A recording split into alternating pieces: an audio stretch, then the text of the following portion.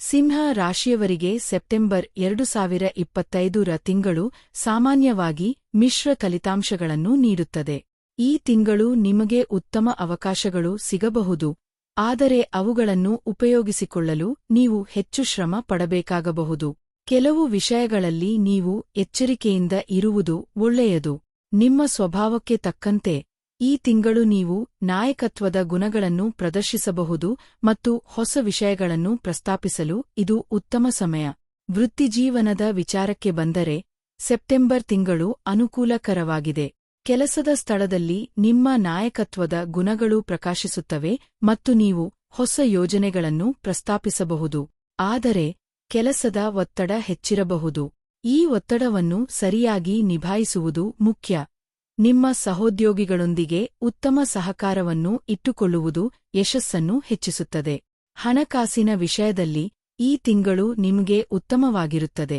ಹಣಕಾಸಿನ ಹೊಸ ಮೂಲಗಳು ಅಥವಾ ಆದಾಯ ಹೆಚ್ಚಾಗುವ ಸಾಧ್ಯತೆಯಿದೆ. ಆದರೆ ತಿಂಗಳ ಕೊನೆಯಲ್ಲಿ ಹೆಚ್ಚುವ ವೆಚ್ಚಗಳು ನಿಮ್ಮ ಆರ್ಥಿಕ ಪರಿಸ್ಥಿತಿಯ ಮೇಲೆ ಪರಿಣಾಮ ಬೀರಬಹುದು. ಆದ್ದರಿಂದ ಹಣಕಾಸಿನ ವಿಷಯದಲ್ಲಿ ಎಚ್ಚರಿಕೆ ಮತ್ತು ಜಾಗರೂಕತೆಯಿರುವುದು ಅವಶ್ಯಕ. ಕೌಟುಂಬಿಕ ಜೀವನದಲ್ಲಿ ಕೆಲವು ಏಳುಬೀಳುಗಳು ಇರಬಹುದು. ಕುಟುಂಬದ ಸದಸ್ಯರೊಂದಿಗೆ ಭಿನ್ನಾಭಿಪ್ರಾಯಗಳು ಉಂಟಾಗುವ ಸಾಧ್ಯತೆಯಿದೆ. ನೀವು ತಾಳ್ಮೆಯಿಂದ ಮತ್ತು ಶಾಂತಿಯಿಂದ ವರ್ತಿಸಿದರೆ ಸಂಬಂಧಗಳು ಉತ್ತಮಗೊಳ್ಳುತ್ತವೆ. ಕುಟುಂಬದೊಂದಿಗೆ ಹೆಚ್ಚು ಸಮಯ ಕಳೆಯಲು ಪ್ರಯತ್ನಿಸುವುದು ಒಳ್ಳೆಯದು. ಪ್ರೀತಿ ಮತ್ತು ಸಂಬಂಧಗಳ ಬಗ್ಗೆ ಹೇಳುವುದಾದರೆ, ನೀವು ಸಂಬಂಧದಲ್ಲಿದ್ದರೆ ನಿಮ್ಮ ಸಂಗಾತಿಯೊಂದಿಗೆ ಉತ್ತಮ ಸಂವಹನ ಇಟ್ಟುಕೊಳ್ಳುವುದು ಮುಖ್ಯ. ಇದು ನಿಮ್ಮ ಸಂಬಂಧವನ್ನು ಬಲಪಡಿಸುತ್ತದೆ. ಏಕಜೀವನದವರು ಹೊಸ ಅನುಭವಗಳಿಗೆ ತಮ್ಮ ಮನಸ್ಸನ್ನು ತೆರೆದಿರುವುದು ಒಳ್ಳೆಯದು.